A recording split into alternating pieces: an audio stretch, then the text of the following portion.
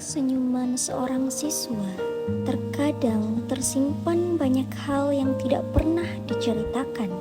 Tekanan belajar, masalah keluarga, pertemanan, hingga rasa takut untuk dipahami. Tidak semua siswa mampu mengungkapkan apa yang mereka rasakan. Sebagian hanya memilih diam, memendam, dan mencoba menghadapi semuanya sendiri. Melalui bimbingan dan konseling, kita belajar bahwa mendengarkan adalah bentuk kepedulian, karena terkadang seseorang tidak membutuhkan solusi yang sempurna, tetapi mereka hanya ingin didengar dan juga dipahami. Video ini merupakan wawancara saya bersama seorang siswi yang memiliki permasalahan tertentu, sebagai bentuk pembelajaran mengenai pentingnya komunikasi, empati, dan juga peran bimbingan konseling dalam membantu peserta didik.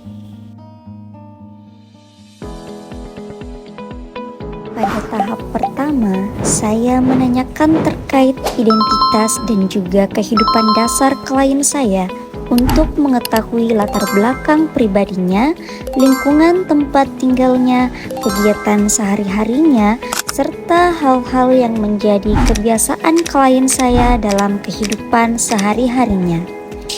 Tahap ini dilakukan agar saya dapat mengenal klien saya lebih dekat sebelum membahas permasalahan yang dialami secara lebih mendalam. Berikut ini adalah cuplikan videonya. Belum kita tahu siapa nama tak? Siapa? Nama lengkap Anggi Suci Pratiwi. Kalau nama panggilan tak? Biasa dipanggil kok di rumah itu Anggi, tapi kalau di sekolah biasa Anggi atau Suci. Oh, jadi beda nama panggilan tak di sekolah? Iya. Iya. Nama panggilan di sekolah? Anggi atau Suci. Kalau di rumah? Kalau di rumah Anggi. Pada tahap kedua, saya menanyakan terkait kepribadian dan perasaannya untuk mengetahui bagaimana karakternya, cara mengekspresikan perasaannya, serta hal-hal yang sering memengaruhi kondisi emosionalnya. Selain itu, tahap kedua ini juga bertujuan untuk memahami rasa nyaman, rasa percaya diri, dan cara dia menghadapi situasi tertentu di lingkungan sekitarnya. Terus kita itu kalau bicara sih dampak juga malu atau justru lancar sih kalau bicara. Kan kadang ada orang kalau bicara itu terbata-bata caranya karena malu-malu. Begitu Ki. Itu kalau misalnya tergantung situasi, biasa pendiam menyendiri saja Kak. Menyendiri tergantung situasi. Situasinya karena apa? Kenapa kita bisa menyendiri? Situasinya Kak terkadang itu masalah ekonomi. Salah latar belakang keluarga berarti.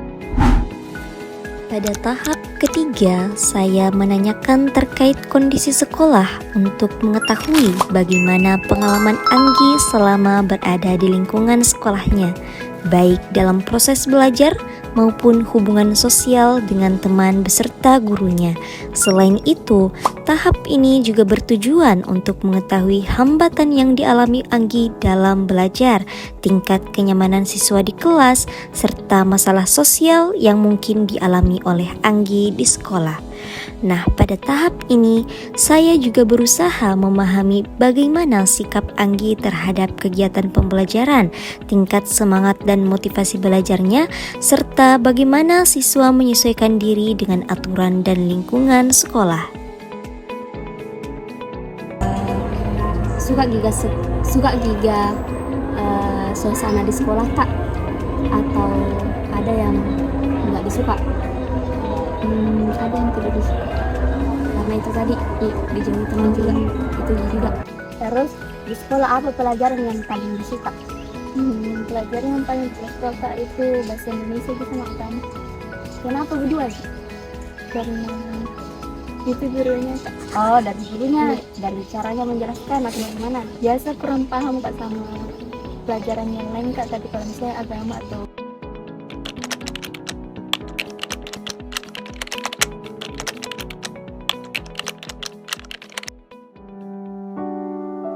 Namanya Anggi Suci Pratiwi, akrab disapa dengan nama Anggi, berumur 16 tahun, Dia adalah seorang siswi yang sekarang duduk di bangku kelas 10 SMA.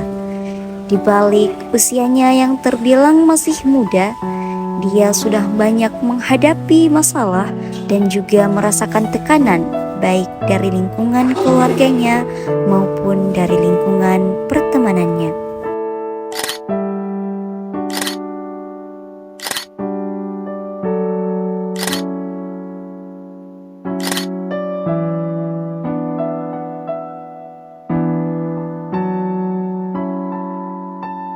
Setiap pertanyaan yang saya lontarkan kepada Anggi, dia selalu memberikan jawaban yang membuat saya sedikit terharu.